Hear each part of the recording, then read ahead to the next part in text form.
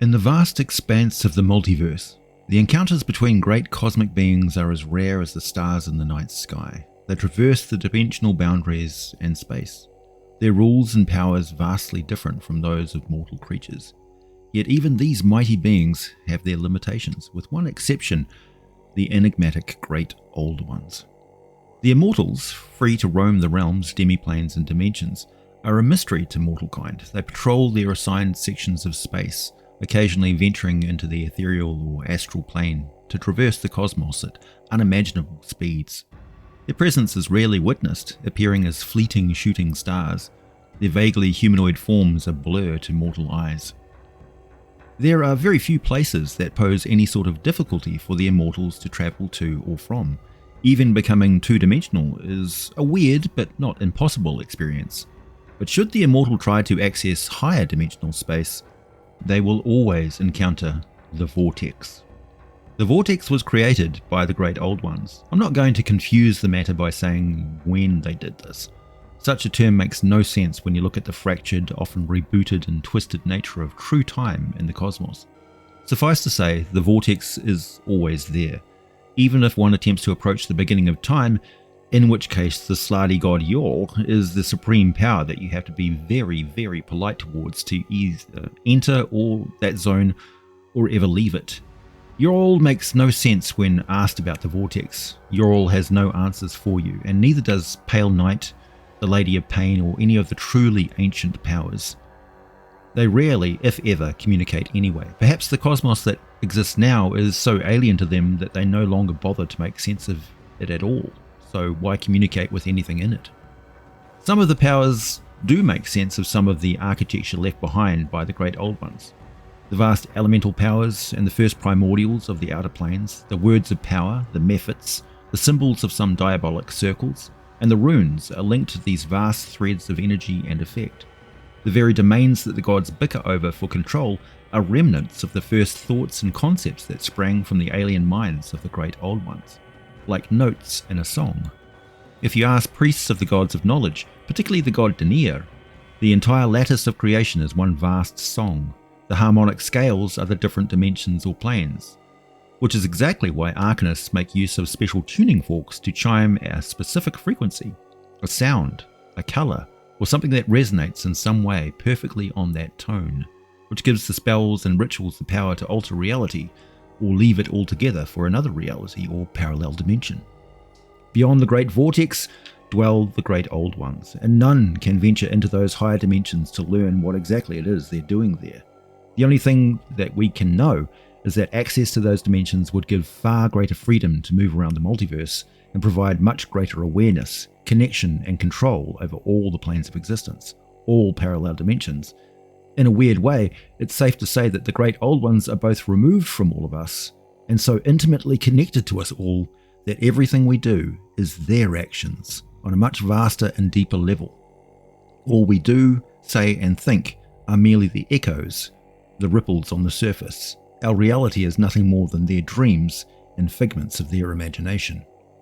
To put this more clearly, and I'm sorry to break it to you, but our reality is no more solid than a thought, and at any moment it could all vanish into the exact nothing from which it came. This is the great horror that underlies all deep mysticism.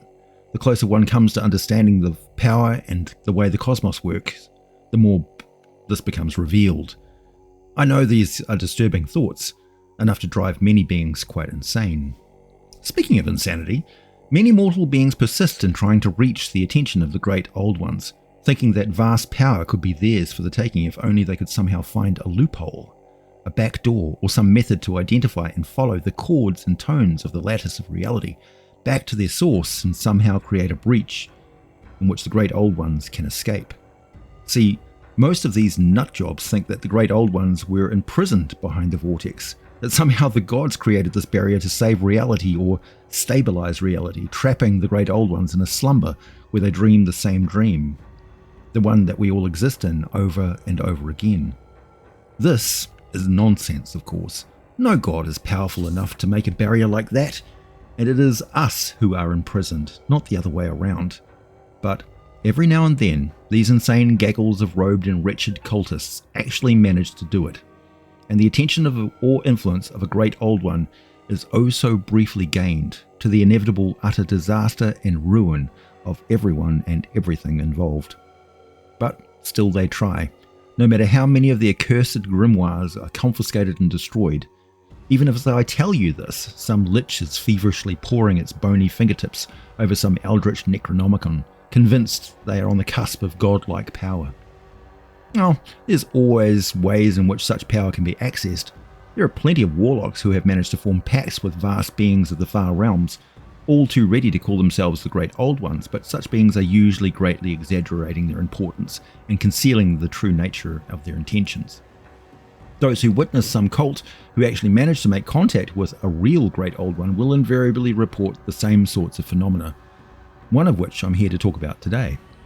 When some portal opens very close to the Great Vortex, swarms of these creatures called Dorreq are almost inevitably bound to appear. They're kind of like the blowflies of that realm, buzzing through an open window, erratic, annoying, evil little scumbags that are difficult to control and deal with, best just exterminated as efficiently as possible. What is their purpose? I don't know. They're just there, and unfortunately they can exist in our reality quite easily, though it is very alien to them, I imagine. The Dorreq come to us from the pages of the Tome of Beasts from Kobold Press. They fill the great niche as nasty but relatively straightforward aberration minions of medium size and reasonably low challenge rating of 4, so they hit that sweet spot where you can pitch a few against a low level party or swarm them against more formidable player characters, combining well with several other creatures, the Grick being a great example. Dorreq appear out of nowhere. From a seeming nightmare void of shattered space, they materialize and fly through at a relatively slow speed of 20 feet per round, gravitating to any surface they can adhere their weirdly twitching tentacles to. They are relatively flat, like a flying starfish, with irregularly sized tentacles for arms, at least 8 of them, sometimes more. They don't have spines, hooks, or suckers, but they do have a vicious beak like a squid. However, when you do catch a good look at their underside, it's pure nightmare.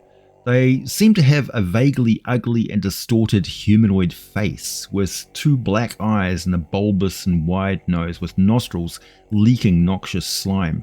Their squid beak seems to thrust violently out of their mouth, and the lips are raw and split around it, almost gangrenous.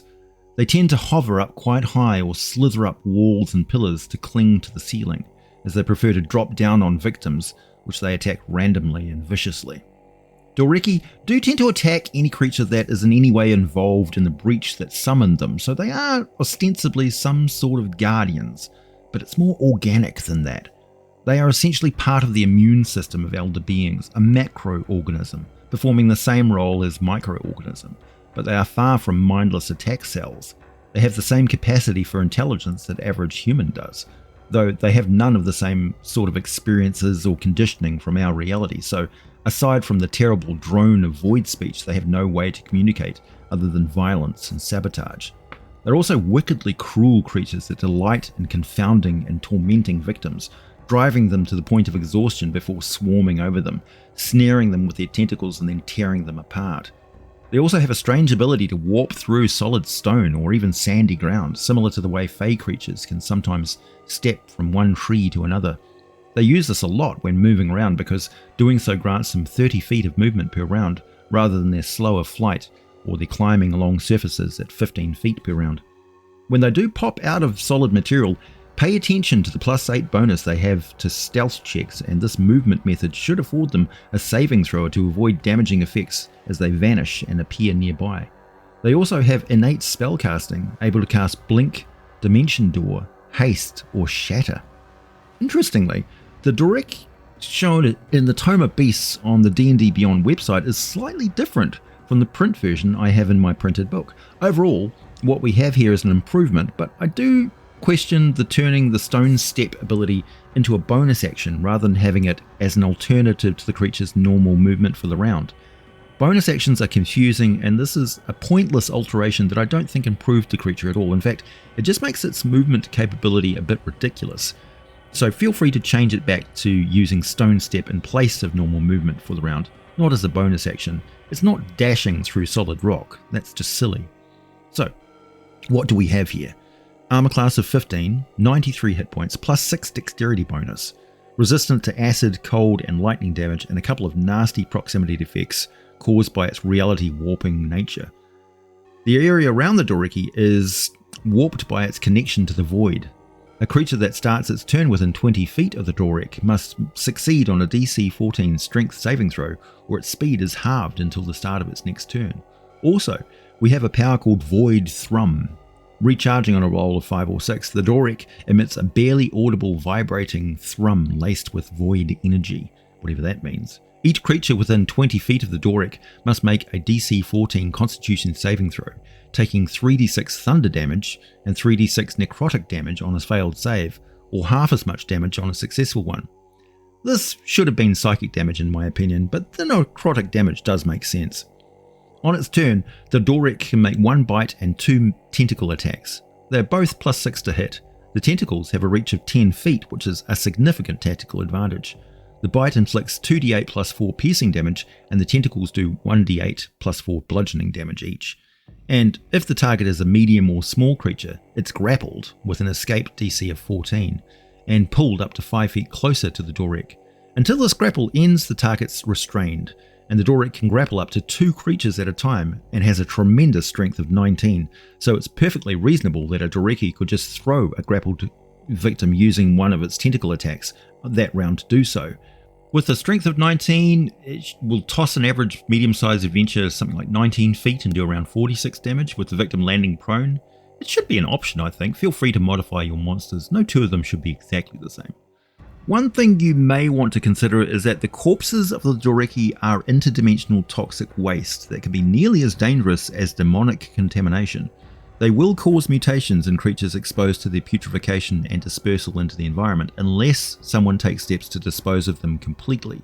Looking at you, abjuration mages, the use of magical disintegration is ideal for this, but throwing them through portals into voids or loading extra dimensional storage containers with them and then locking those containers away forever is another good option. Otherwise, you're going to end up with all sorts of problems cropping up over time. These things have no place in civilized reality. That being said, those wizards who are responsible for the likes of owlbears and howler wasps will pay pretty good coin to the unethical adventurers who bring them such abominable treasures. But we really must avoid enabling these lunatics.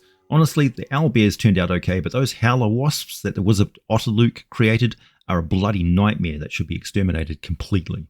That is a tale for another time.